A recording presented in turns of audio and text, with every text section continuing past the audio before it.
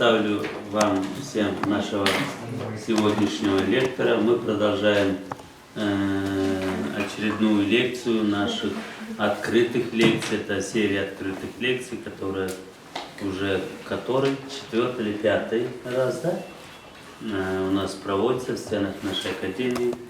Прежде всего, эта серия, это мероприятие посвящено нашим сотрудникам, которые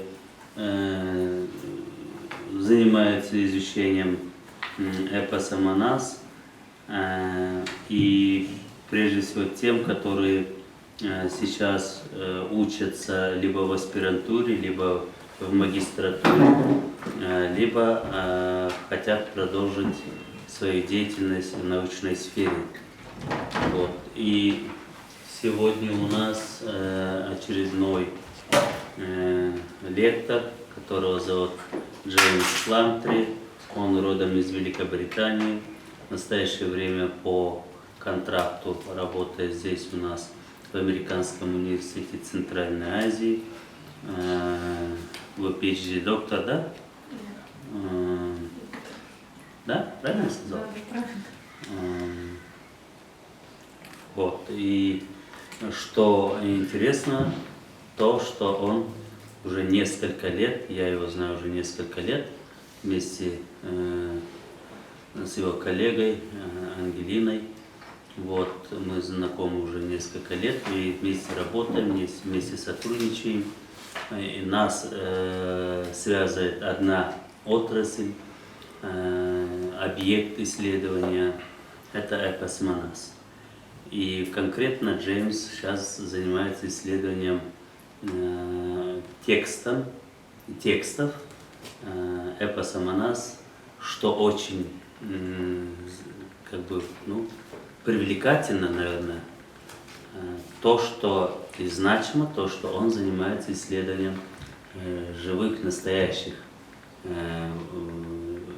сказителей, не самих сказителей, а их текстов исполнения, их вариантов эпоса Манас, и занимается вот именно тем, что мы имеем на сегодняшний день. Это одна из основных сегодняшних проблем и вопросов, которая стоит перед наукой, что мы должны изучать настоящих действующих сказителей.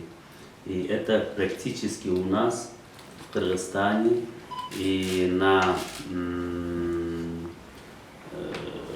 примере наших исследователей практически она не ведется. То есть мы исследуем сказителей прошлых лет, те, которые уже нет живых, вот, их тексты исследуем, но настоящих исследователей, то есть настоящих сказителей и их тексты мы не исследуем, не изучаем.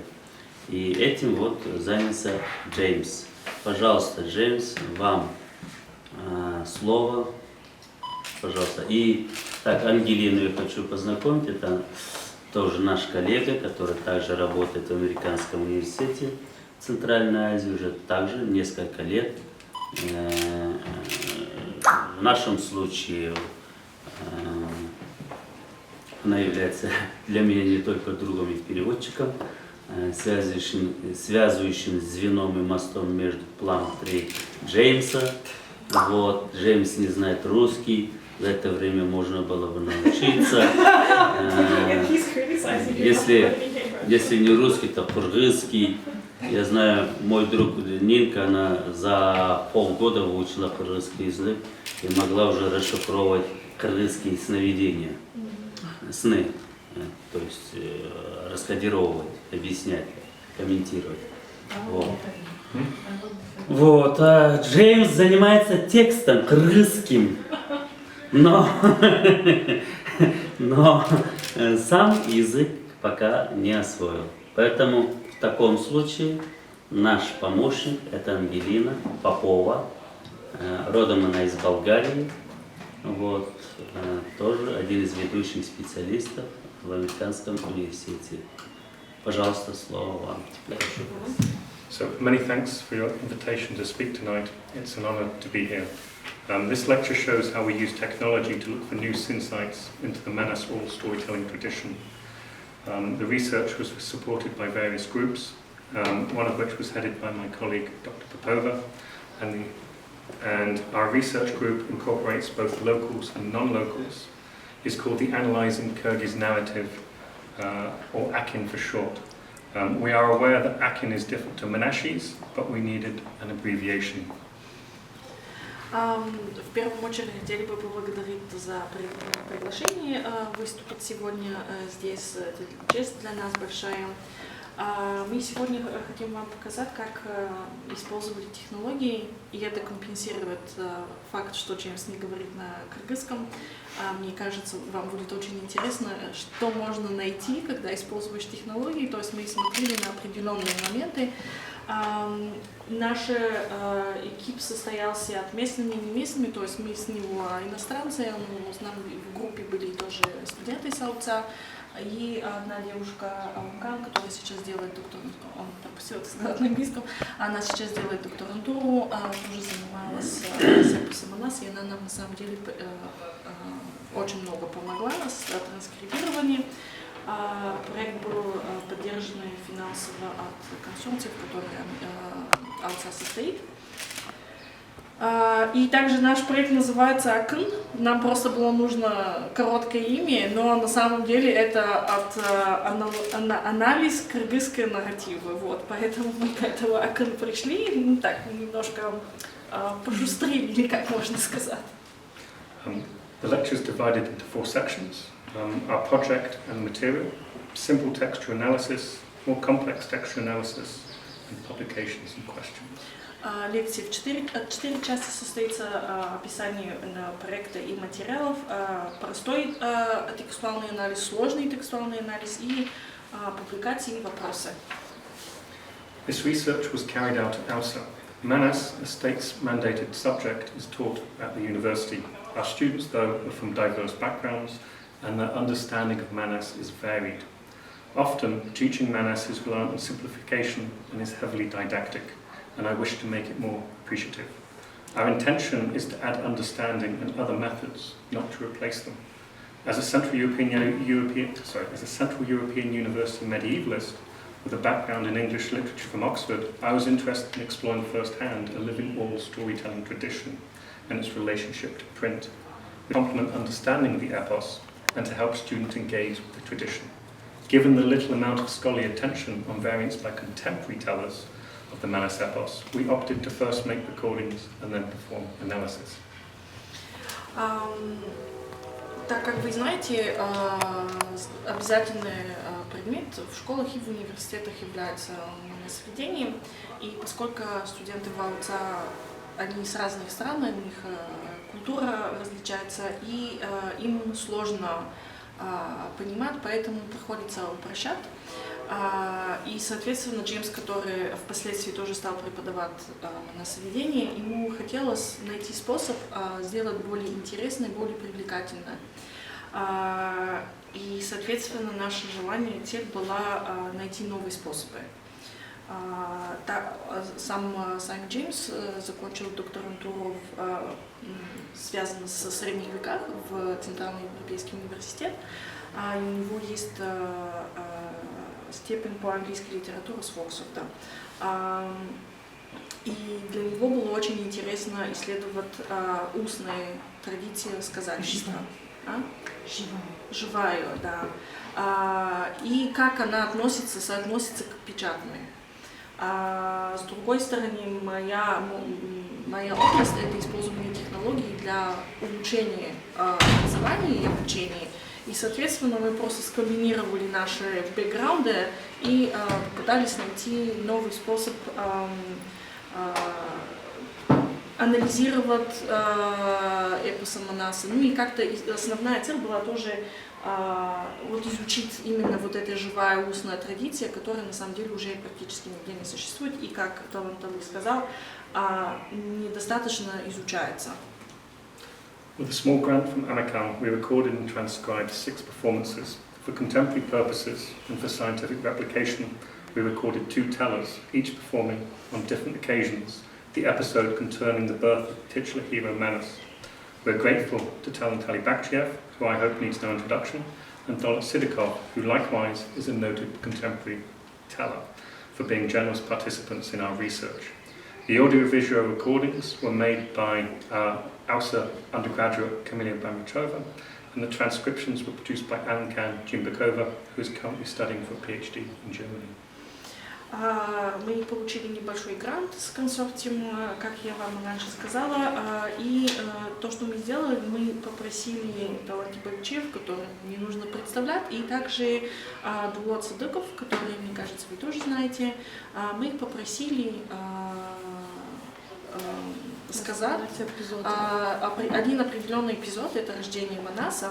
И каждый из них по 3 раза приходил у нас в студию Вауца, у нас есть телевизионная студия. Нам помогла студентка наша Камила Баймуратова и потом транскрибировала Аланкан Жембекова. Now, our main interest was in the texts, but we're aware that the recordings will aid researchers interested in other aspects, and so to facilitate this, all of the 6 hours of performances are freely available online at the OSA archive, and we invite you to use the material. У нас на самом деле есть 2 типа материала, как результат этого исследования. Один — это видеозапись, который более 6 часов, и он сейчас находится, мы можем поделиться потом ссылку на сайте Открытое общество, архивы открытого общества, это фонда Сороса. Так что этот материал бесплатный, открытым доступом. Okay. Similarly, all of Alenkan's transcriptions, totaling 10,535 lines, are likewise freely available on the AUSA website, and similarly, please investigate this material. А также транскрипции можете найти на сайте АУЦА, они тоже в открытом доступе, там более 10 000 строки. Let's now look at the textual analysis we performed using very simple and easily available computer software. Let us stress that we're not pushing for this methodology to replace existing types of research. Rather, we want to use it to introduce fresh questions and fresh research. Сейчас мы посмотрим на самый анализ, который мы делали, и наша цель, хотим просто подчеркнуть, что это не заменит существующие методы изучения описа, а просто через использование технологий задаст новые вопросы. For instance, we don't look at content, we look at how it's created. Так, как, например, мы не смотрим на содержание, а на того, как оно создается. Now, simple textual analysis. With the material that I studied in the past, absence of a surviving oral tradition makes this difficult. Manas then provides the rare privilege of seeing tellers create their text in performance. In this I follow the work of noted predecessors. William Radloff, in his introduction to his edition of Kyrgyz poetry, famously praised the improvisational skills of Kyrgyz poets and compared their artistry to pianists improvising with learned scales. This insight inspired the revolutionary work of Milman Parry. Так, значит, первый час простой текстовой анализ. В классической средневековной западной литературе отсутствует устная традиция, то есть там все написано. А с эпосом Манаса у нас есть исключительно редкая привилегия изучить, как создается, пересоздается самое повествование, смотря на сказательство. И Джеймс вдохновился от работы Вильхема Радлова, который восхвалил импровизационные умения кыргызских поэтов. Он собирал кыргызские поэзии, тоже Манас, да, и вот в 1885 году опубликовал. И вот это именно то, что Радлов восхвалил вот это импровизационное умение кыргызских поэтов и сравнил их с пианистов, на эту идею тоже Милман Парри построил свою революционную работу. Parry investigated variant performances of Yugoslav oral poetry to try and understand the composition of Homeric verse. He noted that repeated lines were used to help the teller, both with the meter and the narrative. These formulas were remembered by the teller in advance and used in performance. For a reader, these can seem repetitive. Так, Милман Пари, он исследовал варианты югославской устная поэзия и пытался их сравнить с композицией гомеровского стиха. И он заметил, что повторяются строки. Эти строки, они повторяются в моменты, когда сказатель хотел подчеркнуть какие-то моменты в повествовании. То есть для читателя это, может быть, повторяется, когда читаем, да, но для слушателя это уже другое восприятие. Likewise, for a reader, a particular type of repeated line, the filler, is often nonsensical. These are often cut from printed texts for reasons of space and readability. However, they help us understand the teller in performance. For example, in the 240-line recording of Kenji Kara performing Semete, made in 1903-4, there's 13 uses of the line Kude Bile Kimbile, at moments when the poet changes scene, needs to spit, or wants to correct detail. Published texts often cut out such lines, although these are important for studying the method of creation. Так что в печатной версии на самом деле вот это повторение они удалялись просто потому, что для читателя они не имеют смысла. Но, как показывает исследование, вот, например, запись Кинчикара, которая в начале 20 века был записан в исполнении Семетея, у него 13 раз повторялось «Куда били кибели». А это в уже печатной версии было удалено. Но когда слушается запись, то тогда становится совсем понятно, что он использует эти моменты, когда меняет сцену, меняет нарратив или решает уточнить какой-то момент. И, соответственно, мы на это и решили обратить внимание, и поэтому мы решили записать вживую сказание. Thanks to Alan Cairns' transcriptions, simple computer software was able to sort and count repeated lines. Now this would take a lot of labour, but with a computer it can be done quickly. These, my apologies for being on the laptop, show the most frequently used lines in Bakhtchev's 3 recordings. Use of the top line amounts to 2.79% of all the lines collected from Bakhtchev's 3 performances.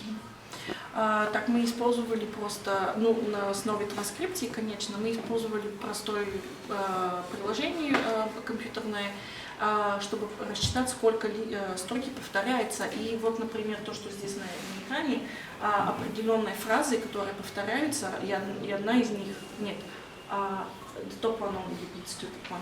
Ну, например, Она повторяется 107 раз. Она повторяется, да, 107 раз, это 2% от весь материал, который, конечно, он имеет в виду, что в разных моментах сказатель разная длина времени. Фразы, которые повторяются, они в разных моментах разные, в каждый раз по разному времени. И это нам помогает увидеть, как вообще сказатель строит свой нарратив. И на самом деле в контексте становится понятно, что там есть, отделяется время не просто на перерыв, а чтобы подчеркнуть какие-то важные моменты или какие-то, как-то введение в следующий час тоже. Creative use of plagiarism software allowed us to compare different variants. To assist constructing the plot, a different type of remembered line is used. The appearance of these lines in bold at different stages of the different variants shows that Bakhtchev used these sections for narrative when he needs them.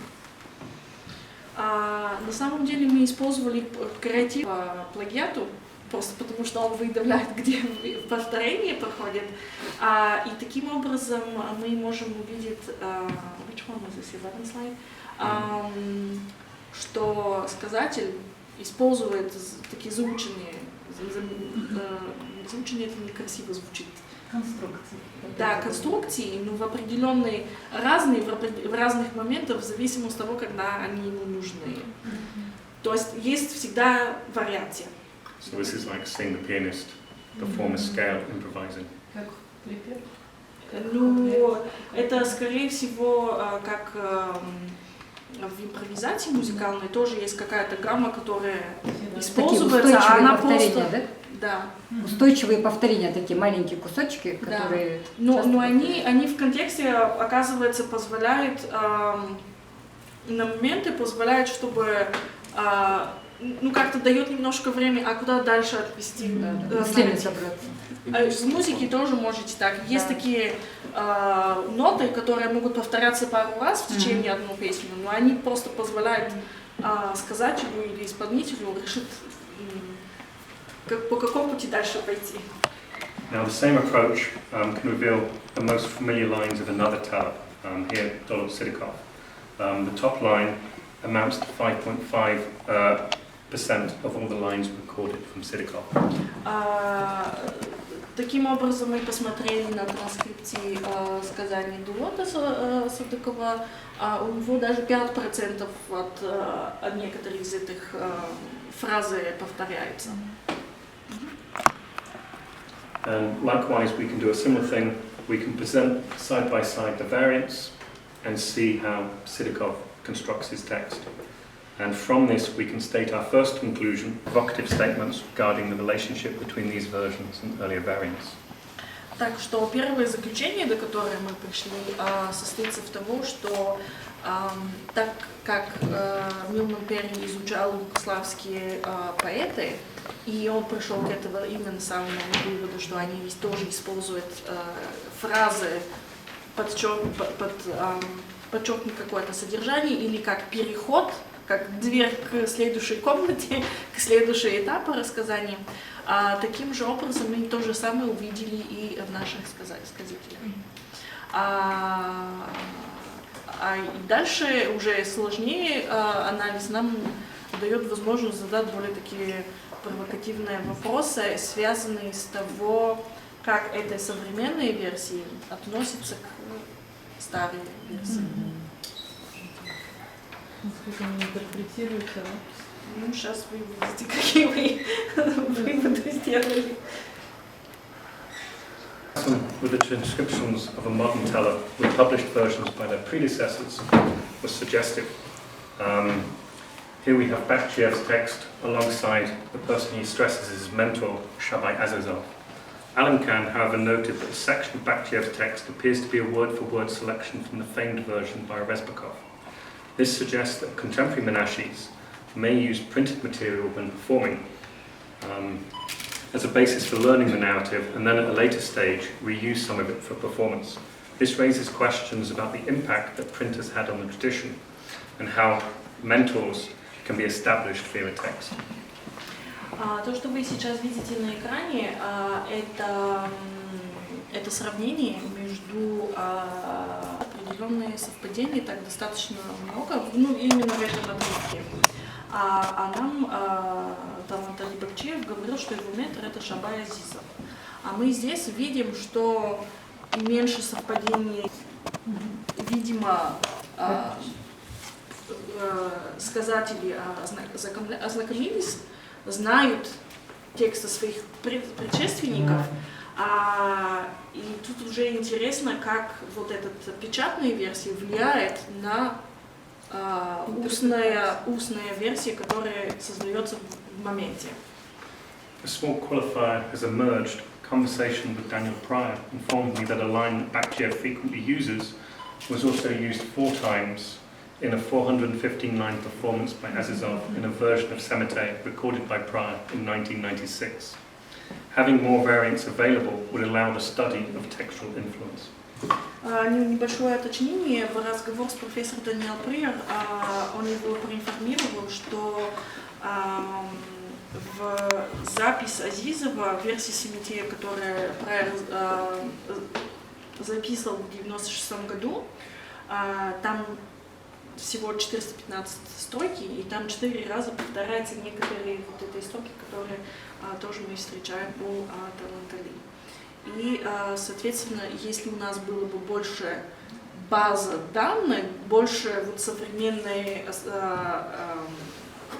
записи, мы можем, конечно, и больше глубоко исследовать. Comparison of Sidikov's performances with earlier printed variants similarly suggest a more complex relationship between contemporary Menashes and their predecessors. All three performances of the birth of Manas by Sidakov that we recorded featured an identical two-line phrase. Given its repeat appearance, we can assume that Sidakov considers it significant enough to appear in every telling of the episode. A similar two-line phrase appears in the printed narrative by the famed Soviet-era Menashe Korolev. The first line is exactly the same, but the second line is somewhat different. What can we suggest about this? Сравняя сказание нашей транскрипции исполнения Садыкова с ранней печатной версией, тоже показывает связь между модерной и современной монархи и предшественников. Как, например, здесь мы видим, что все три выступления или сказания про рождение Манаса, которые Садыков сделал, мы видим, как повторяются идентичные двустрочия. И это, видимо, позволяет ему, он, видимо, считает, что это достаточно важно, чтобы каждый раз их повторял. Также вот эти, схожие такие две строки появляются и в печатной версии от Королаева. И первая строка, она одинаковая, но вторая, она различается. Вы видите внизу Королаев, вверху Садыков. И, соответственно, это нам дает о чем-то задуматься. Now, this can suggest a lot. Howard Bloom argued that younger poets often struggle with the reputation of printed works of their predecessors, and so a young poet will adapt the work of an old poet. In doing so, they acknowledge the work of their predecessors while also asserting their own talent. Sidakov may, consciously or unconsciously, be doing this with Korolev. На самом деле мы думаем, что можно много чего от этого выводы какие-то сделать. Например, критик Хавард Блум, он утверждает, что молодые поэты сталкиваются с репутацией их предшественников, пытаются адаптировать поэзию и таким образом одновременно признать значимость работы, которые записаны раньше, и также в поиск своего таланта. И таким образом Садыков сознательно или несознательно, скорее всего, делает это по образу работы Королаева. Ong saw this anxiety of influence as a symbol of modernity and a feature of manuscript and print culture, and stated that it doesn't exist in oral cultures. Sidakov's apparent adaptation of this predecessor suggests the feature as an aspect of a modern teller. How should they respond to the legacy of a known and near-canonized Soviet-era creation? Is he expecting his audience to expect such a detail in their listening, or is he feeling the need to include his own spin? Вторая книга, автор Волтер Онг, он говорит про теорию Блума, что это каким-то образом беспокойство от влияния, то есть это как символ современности, и это встречается больше всего в рукописях и в печатной культуре, и не настолько существует в устную культуру. Но so you're making sort of statement of Ong is that there's only existing print culture, but It exists now in all culture when there's a printed таким образом, значит, влияние в печатной культуре, здесь мы наблюдаем, что на примере Садыкова, что одновременно он использует вот этой формулы своих предшественников, но и тоже показывает свою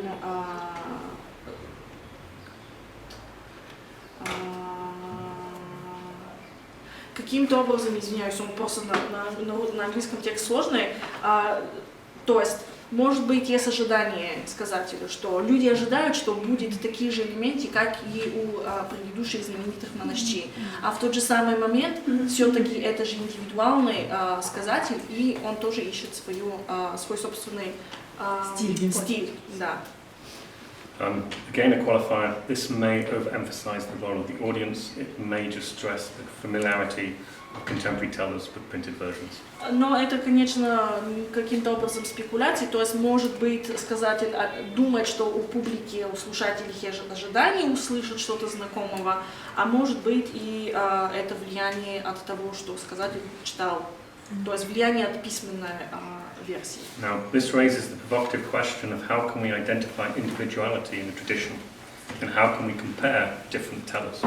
И таким образом появляется вопрос, как мы можем идентифицировать индивидуального сказателя и как мы можем их сравнивать, можем ли мы их сравнивать.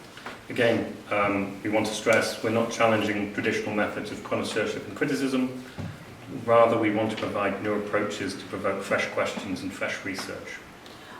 И опять мы хотим подчеркнуть того, что мы не оспариваем традиционные методы критики и анализа, а просто хотим как-то предоставить новые возможности, задавать свежие вопросы и делать дальше исследования.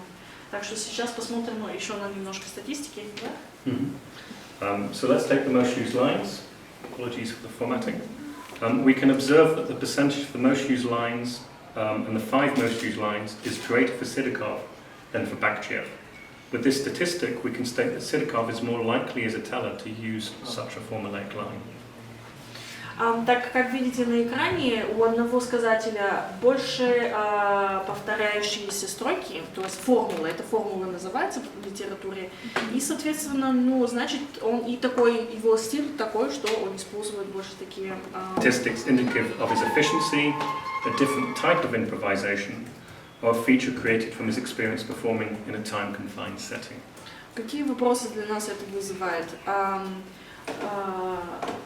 Что это может означать?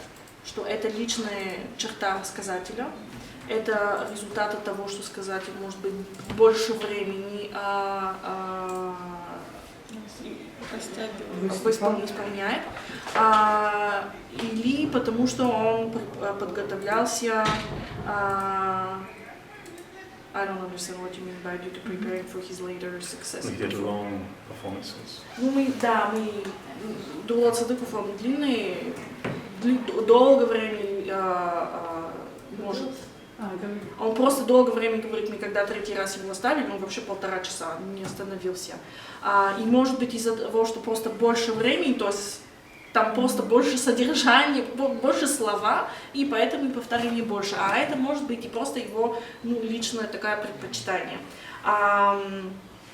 И либо это может означать, что, например, на примере Таланта Ли, может быть, он больше эффективный, у него другой стиль импровизации, или он больше, мы сами были свидетели, как у Таланта Ли сказали, у вас есть 15 минут, и он успел за 15 минут рассказать то, что мог рассказать и за больше времени. То есть у них, скорее всего, разные стили, и, соответственно, и во времени они композируют и выбирают, какие элементы рассказать и какие нет.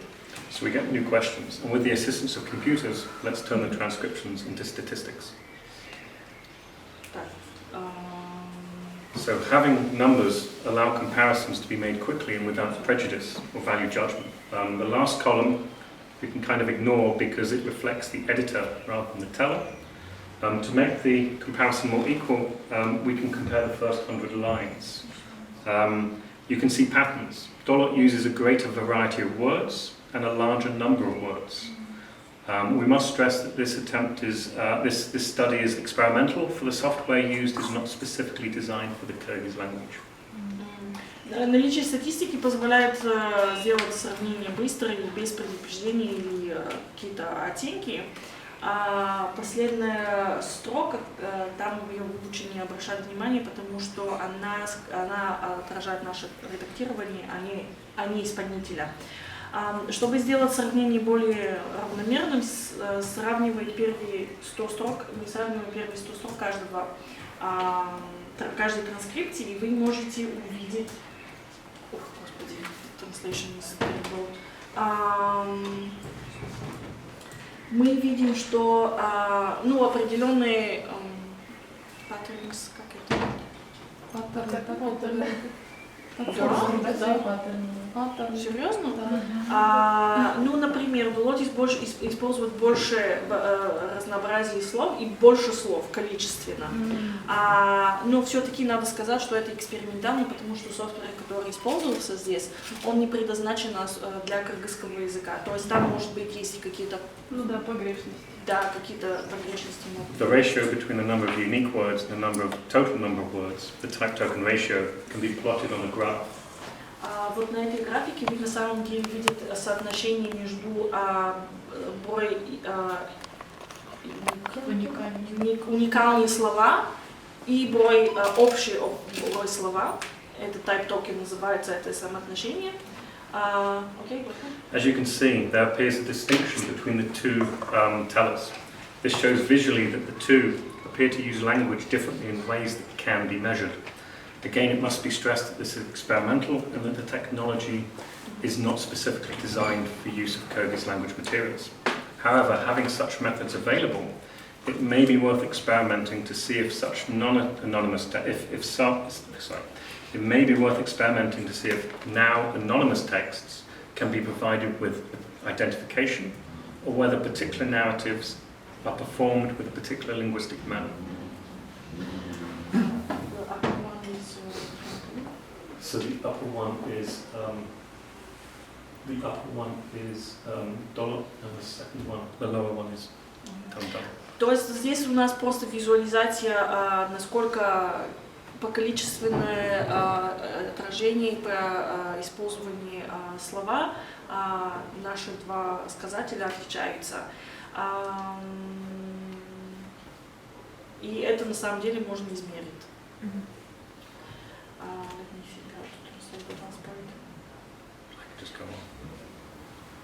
Okay. Now I wanted to see whether the program can identify the differences between Menashe's orally created texts and texts prepared for publication.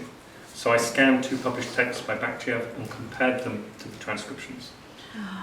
Вот уже этот второй момент.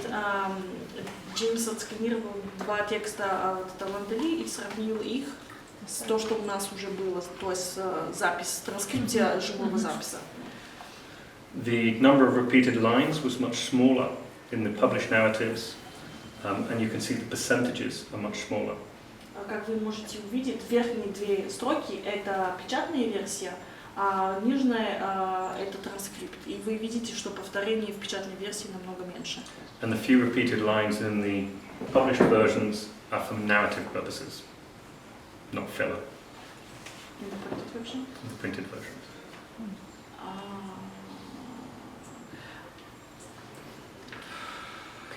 The number. Say that again one more time. So the ones which are used in the printed versions are for narrative purposes. They set up as an event. They're not fillers. They're not just empty words. То есть там, где есть формулы, принтированные в печатной версии, это часть нарратива, исполняет функцию нарратива, а не просто дает время. Не просто воздух, да? Ну, воздух я не скажу, что это воздух, потому что это не воздух, это имеет очень четкая функция. Да, это связано с контекстом, а иначе в устном это другая функция. Нет, я не скажу, что это воздух.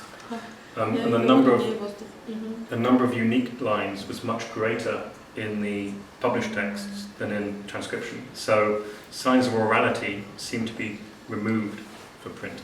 То есть вы как видите нижние две строки, там числа просто побольше. Это значит, что больше слова, больше разнообразия слова.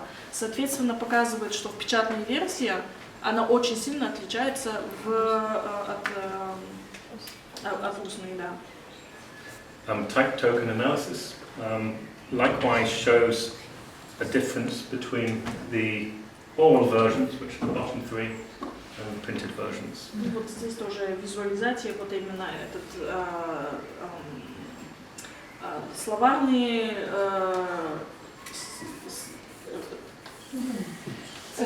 То же самое. Нет, ну да, в принципе, мы то же самое увидели, это визуализация.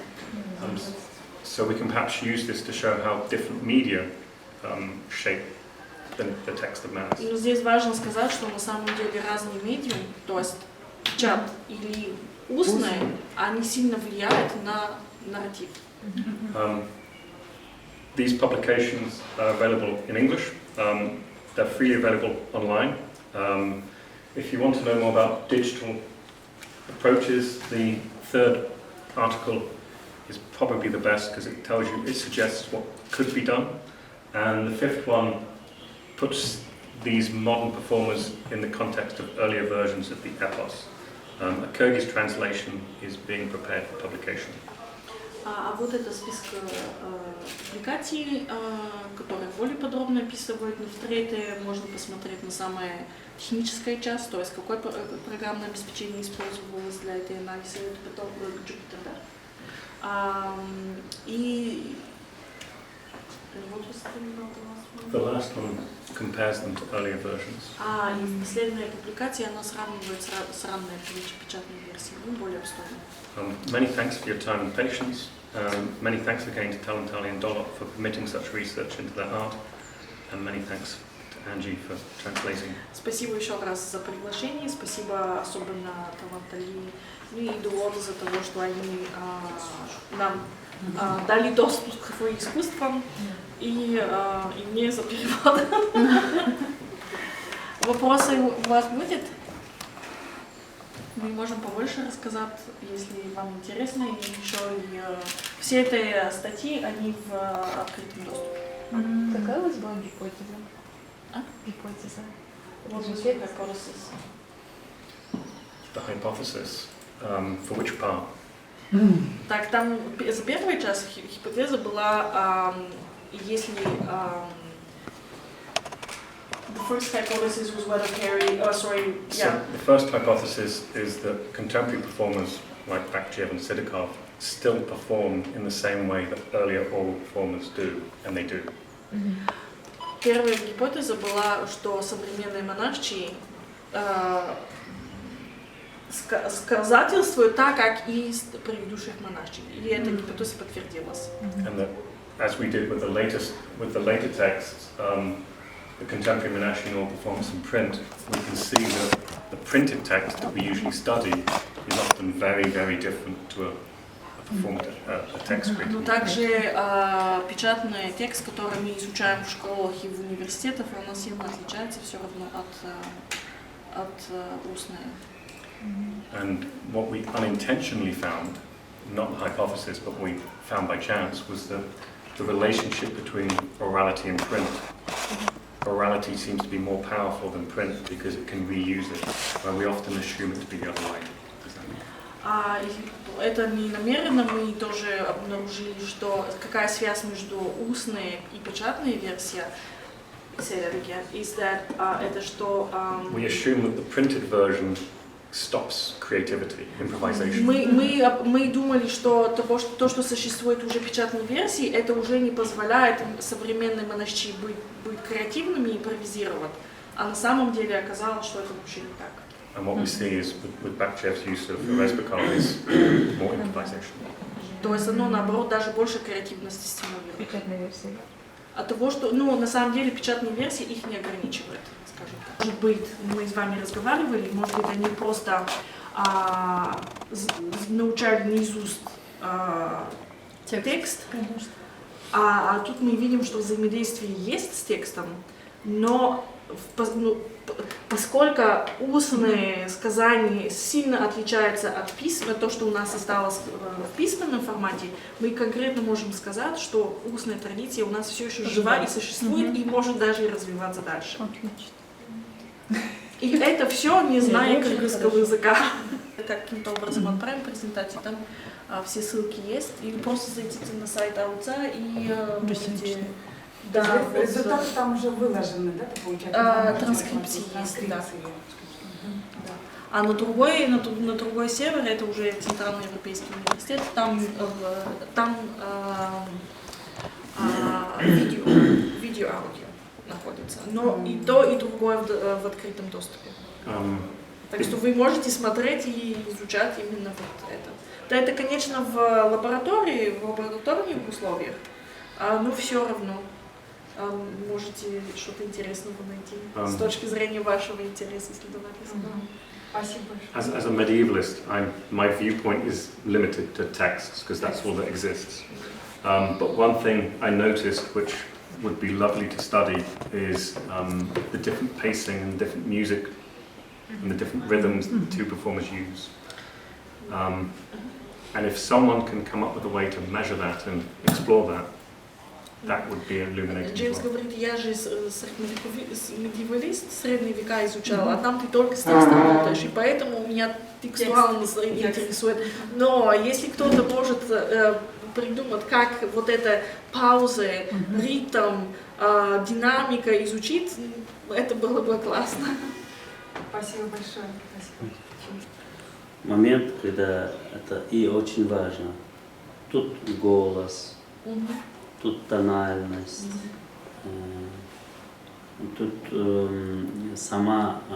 сам стиль исполнения. Это вот важно. Ну, я думаю, об этом мы поговорим вообще.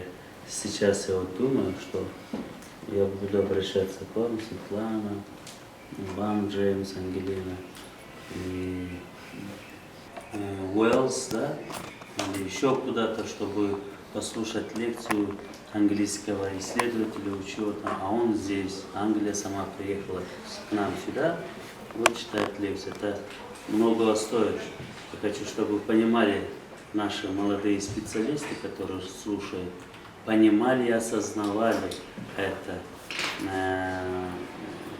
что это очень важно. Это очень важно.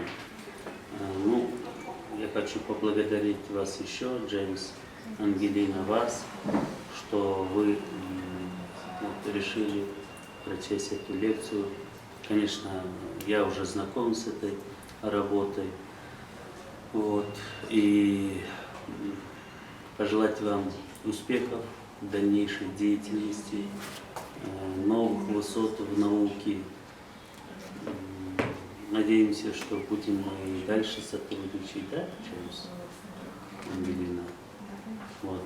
Вы же мост, если мост будет прочным, да, не из дерева, а если даже из дерева, то из орехового дерева, да, то тогда мы продолжим сотрудничать. Вот. Мы благодарим вас. И у нас будет следующая лекция 26, по-моему, мая, да? У нас на очереди очень известная исследовательница, она музыковед Московской школы, музыковед и культуролог, доктор наук.